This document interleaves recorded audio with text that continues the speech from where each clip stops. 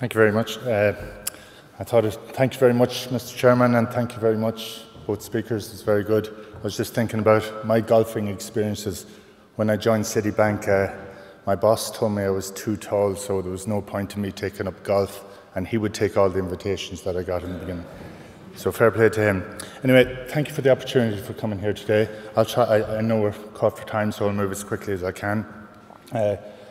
I just want to tell you very quickly about Citi. We're a global bank. Banks aren't a popular word at the moment, but we have 10,000 sites on our global network, and in Ireland we have 9 sites throughout. My baby, the building that I was involved with when I started with Citi, was our building in Northwall Quay, and that's just featured there. You can see beside the Jeannie Johnson there. What I wanted to do is talk about Citi and what we've done through the years. When the building was built originally, and our friends in Europe had a big part in that, or big part to play, apologies, in that. And it was a very successful building at the time. It was quite unique and quite innovative, and not necessarily a green building at the time, but I'll go through that in more detail as we go along. So anyway, globally, Citi was set up in 2006/2007, and they started making big moves, emphasising a need to reduce our costs across the global infrastructures. At the same time, I had just been promoted to a role where I was country asset head.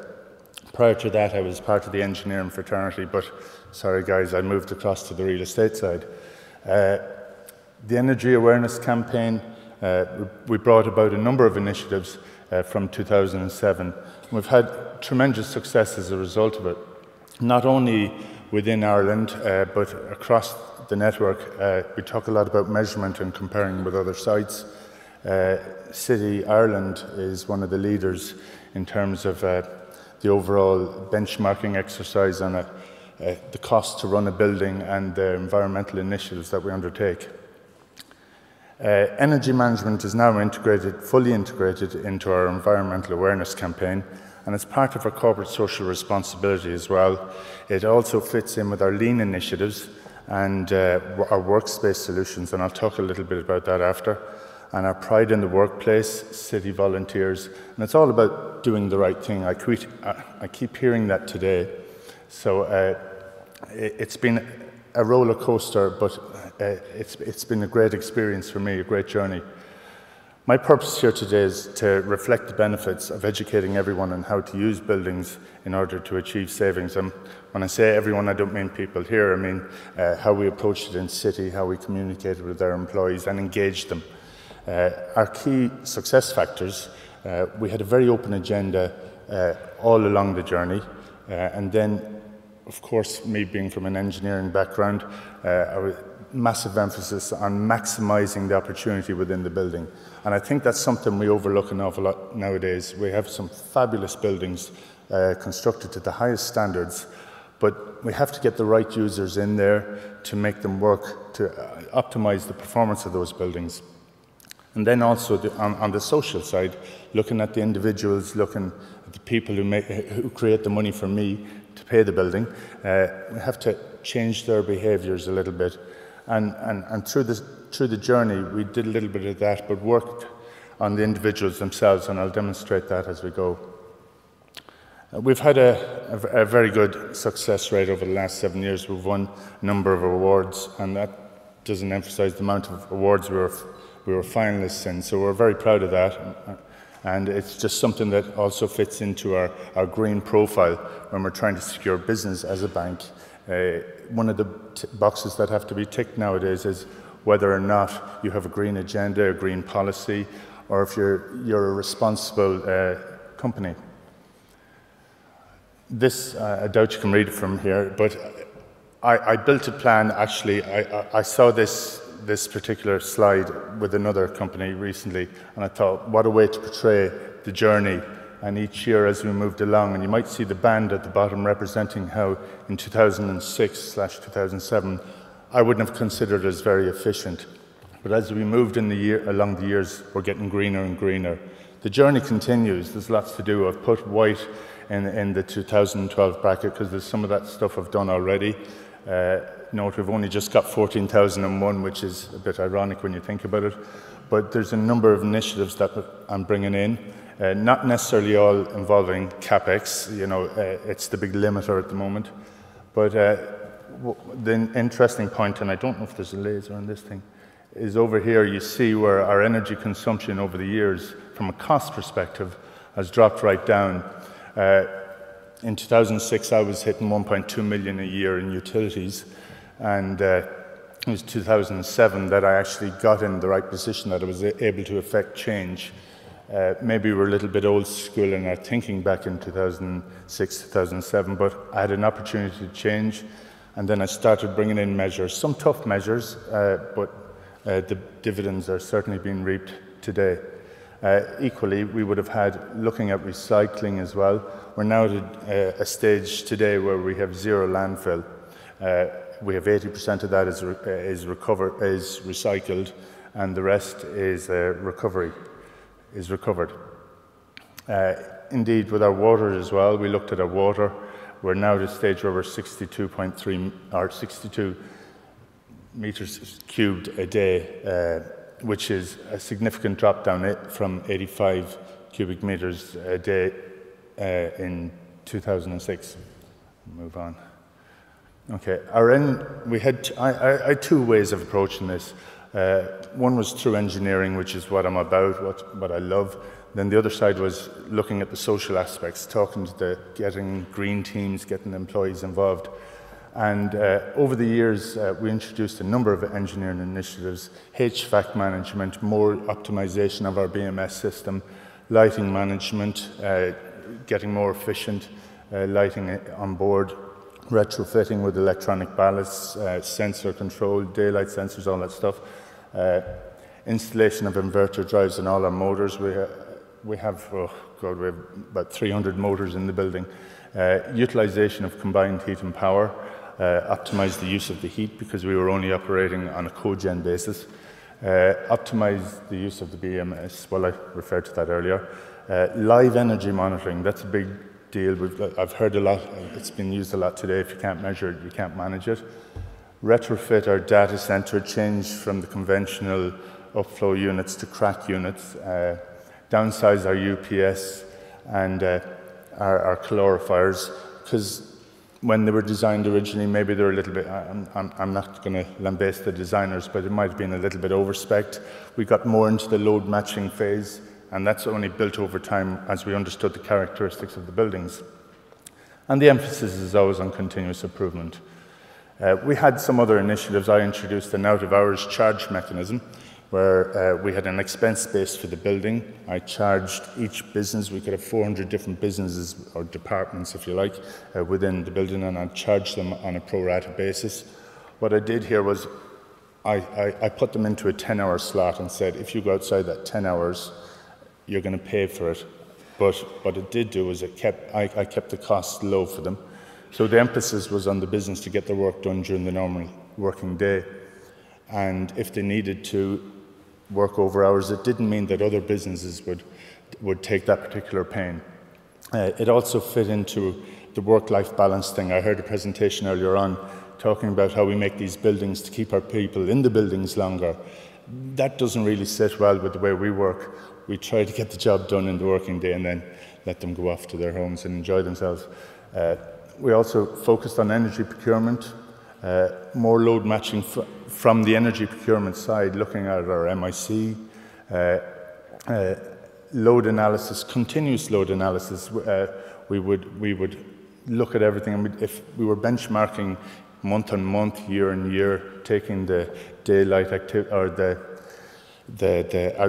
external conditions into account as well. Load balance, we got back into this framework of recommissioning the system, rebalancing it, and getting benefits of doing that. And the building at Northwell Quay is not your conventional one air handling unit on the roof. We have 28 air handling units serving 28 different zones, and I would be able to benchmark the third floor Block D versus the second floor Block D, and I got into that granularity.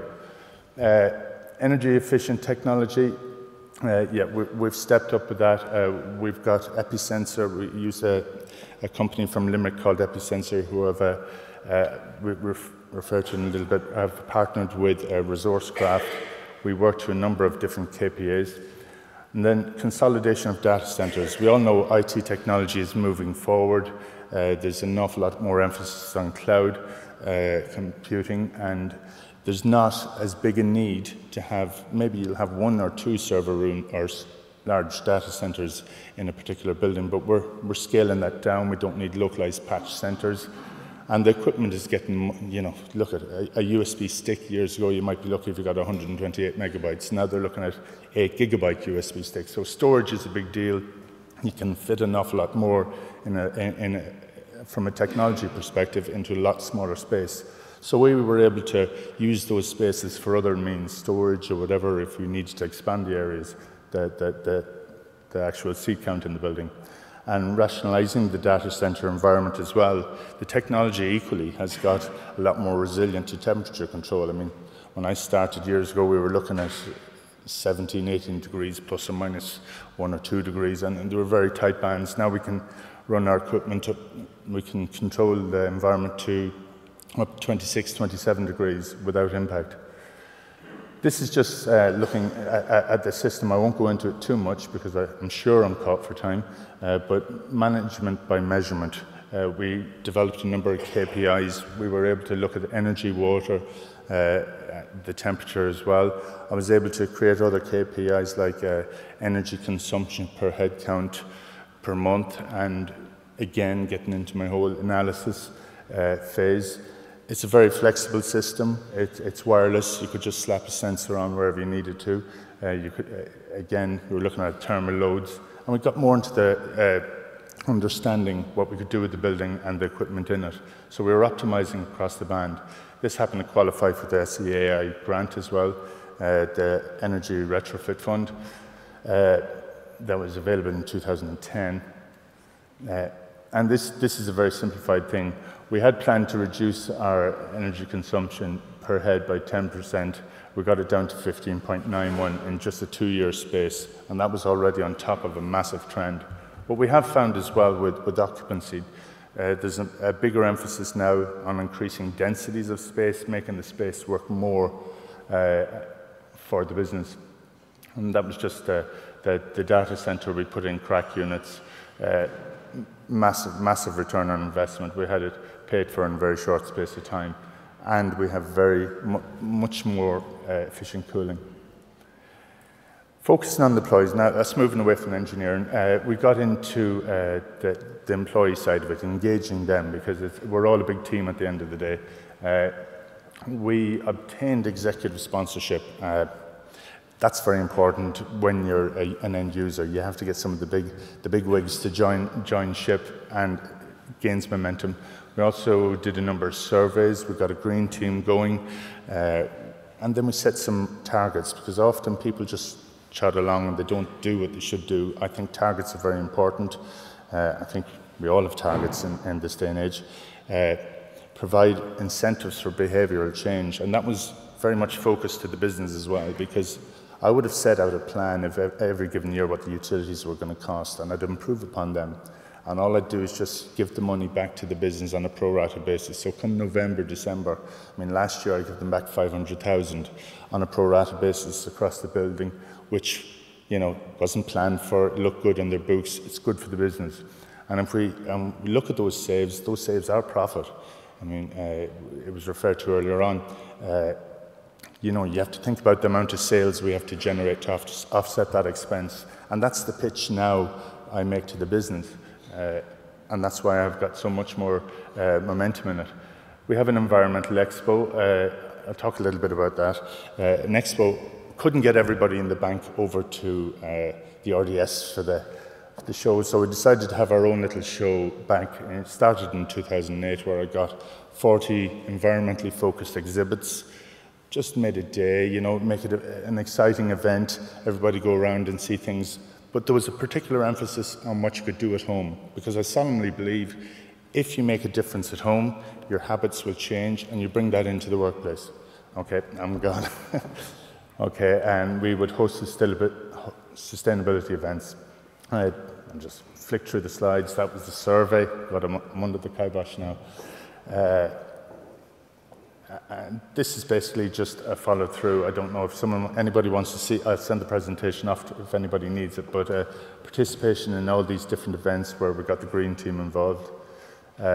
We also did tours for anybody who was interested in the building, where we'd take them through the place, show them that it's not all about what's in the ceiling, or sorry, what you're sitting at a desk or a chair or anything like that on a computer. There was actually air conditioning, so we'd show them the plant rooms, the electrical infrastructure and everything like that. Very good, a whole new insight to it. And then our incentives, out of hours chargebacks, that was actually an incentive for those who didn't utilise over the heat. Rewards through rebates. There was travel incentives, in that we brought a lot of AV into the place, so we reduced our transport activity.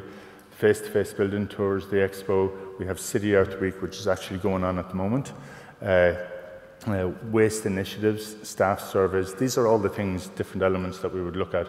We even had this guy here, we called him Ethical Paddy, to go around and we did a video where he met everybody or did random walks around the place, and it was a feel-good factor. It's very important. The campaign continues. We have our poster campaigns, we have our environmental website, Green Initiative SharePoint site, and we're very diverse in city, where we communicate everything in at least, well, it's actually up to 10 different languages now. That was just a snapshot of the trends, where things are going, and it's a good selling story. And there were some of the targets we set. We set 10% for consumption per head, achieved 16%. Reduce our overall energy consumption in the building, we achieved 13%.